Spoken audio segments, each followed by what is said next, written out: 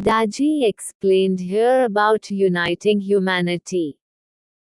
Daaji introduces the second universal principle, the science of filling the heart with love through prayer, the connecting link that unites everything in this universe.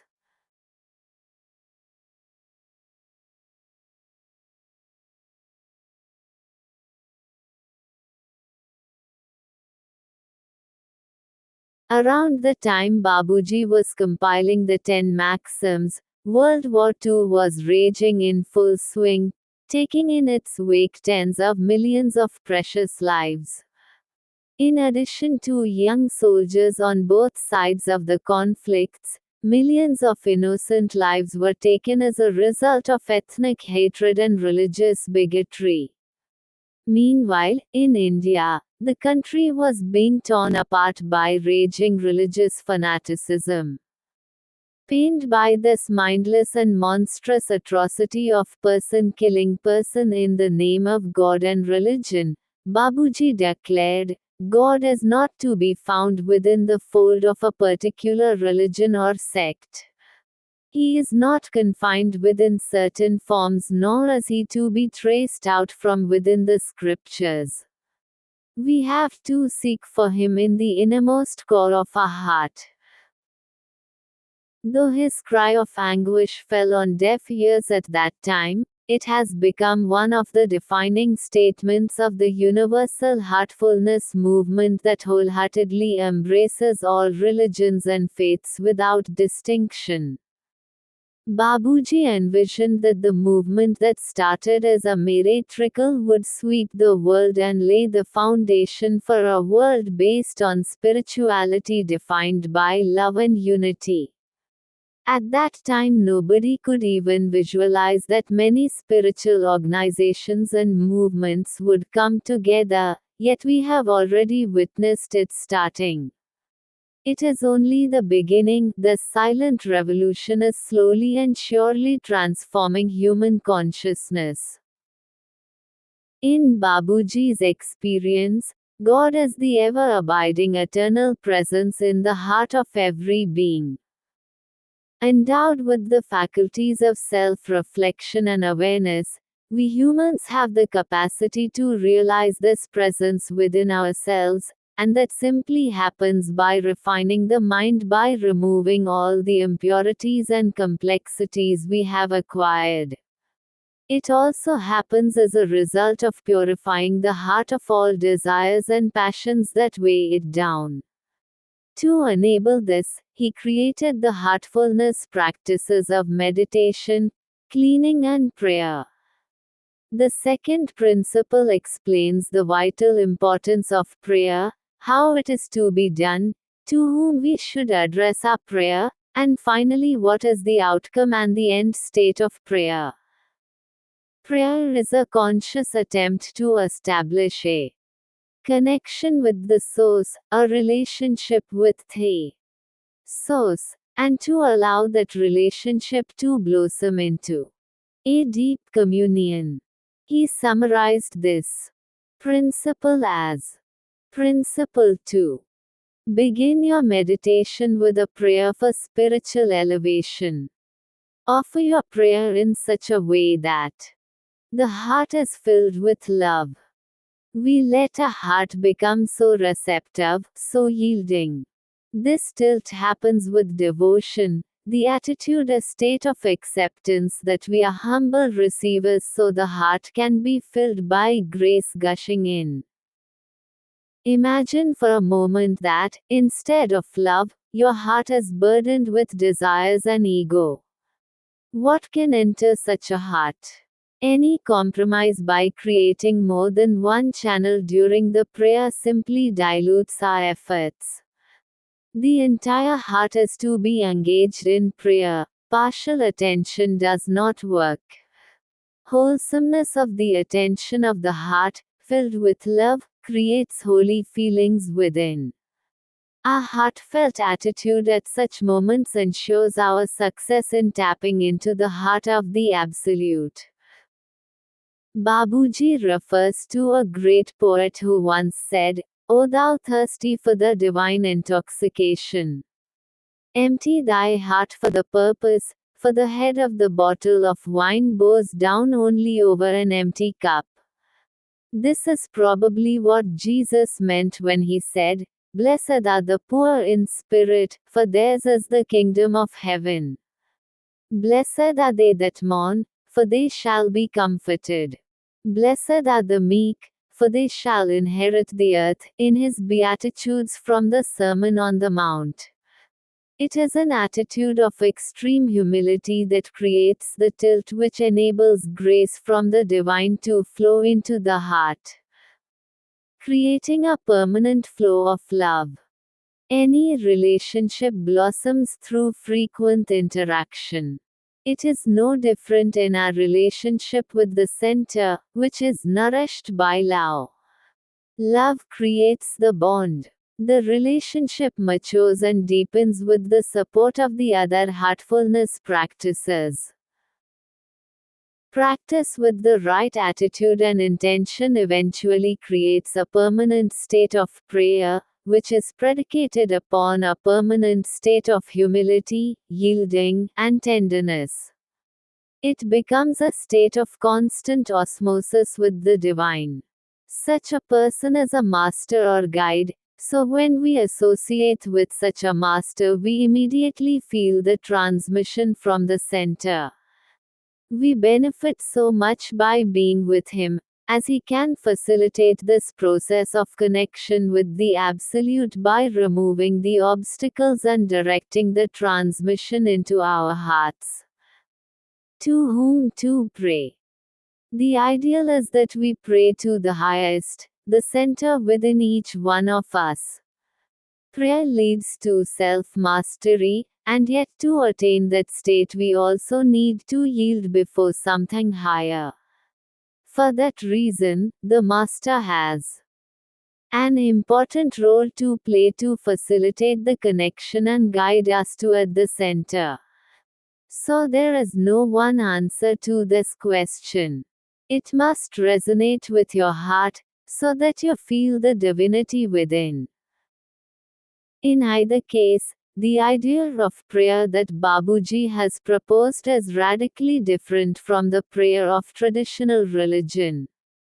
It is a deep craving that we create within, a craving to be one with the center from which we emanated and which is still the very foundation of our being. It is a deep cry from the bottom of our heart that signals the center to move toward us. We don't ask for anything specific when we pray. It is a relationship that is based on deep trust, and inner knowing that we are already that. How to pray? In the 1940, a particular prayer was revealed to Babuji from above, and it goes like this: O Master, Thou art the real goal of human life. We are yet but slaves of wishes, putting bar to our advancement. Thou art the only God and power to bring us up to that stage. This prayer has 4 parts. The first part makes it clear whom we are addressing, the Supreme Master. This has a very deep meaning, which is important to understand. The center is said to be pure nothingness. It is complete in itself. It is the beginning and the end, all in one. It is beyond creation, beyond consciousness, and beyond the Creator. It cannot be touched by anything.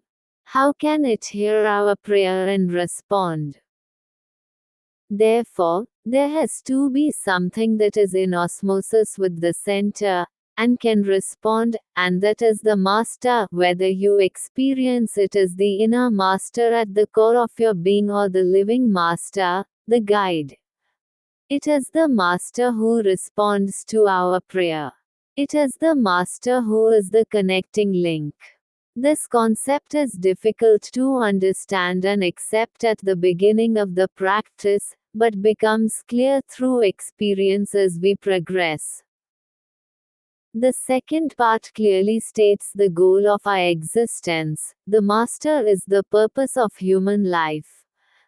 This implies that we are not isolated individuals who are praying for our own individual evolution or personal salvation. We are praying for the highest state available to all human beings. And we are praying for all human beings to become one with that stage. It is an all-inclusive prayer. The third part is a statement of our current collective human situation.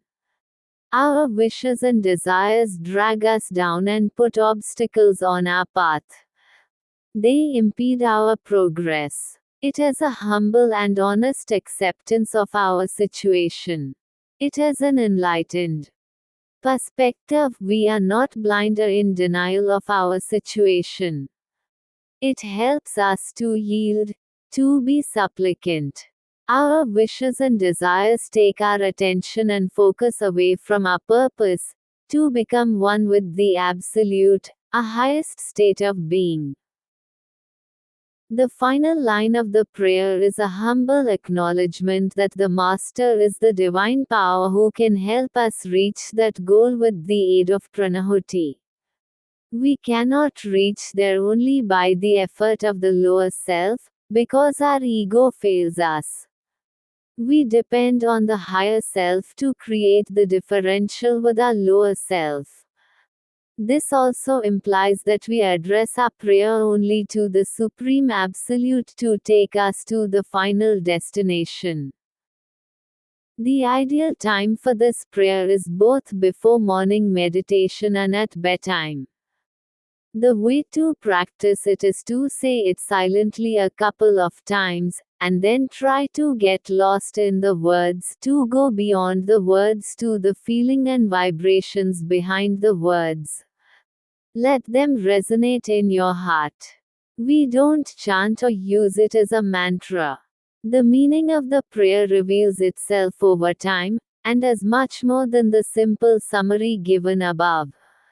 That is just a starting point for basic understanding, and you are welcome to ignore that and discover the meaning for yourself through experience. You only need to accept what delights your heart. It is a deep cry from the bottom of our heart that signals the source to move towards us. Recently I witnessed half a dozen heads of reputed spiritual organizations in their special attires reciting slokas in Sanskrit, praying for unity and universal peace at the end of a meeting. But I had observed them arguing and trying to be more accurate in their articulation of the ancient scriptures. Even while reciting those wonderful slokas, we witness the self-importance of knowledge and position. Where do we begin? Our relationship with our highest self is an integral and vital part of human life, and hence the heartfulness practices.